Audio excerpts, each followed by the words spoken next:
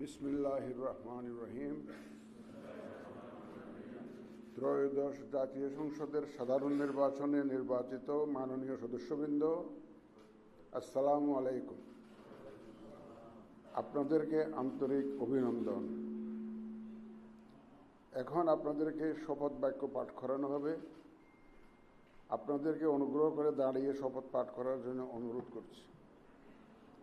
উল্লেখ্য যে আমি শব্দটি উচ্চারণের পর মাননীয় সংসদ সদস্যগণ ডট চিহ্নিত স্থানে নিজের নাম পাঠ করবেন। আমি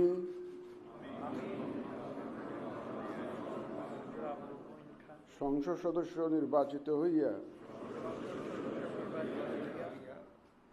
সশ্রদ্ধ চিত্তে শপথ বা দৃঢ়ভাবে ঘোষণা করিতেছি যে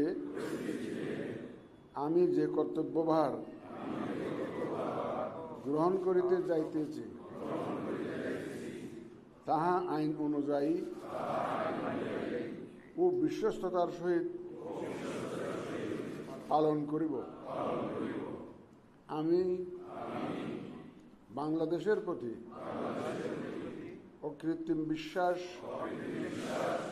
ও আনুগত্য পোষণ করিব এবং সংসদ সদস্যরূপে আমার কর্তব্য পালনকে ব্যক্তিগত স্বার্থের দ্বারা প্রভাবিত হইতে দিব না। ধন্যবাদ।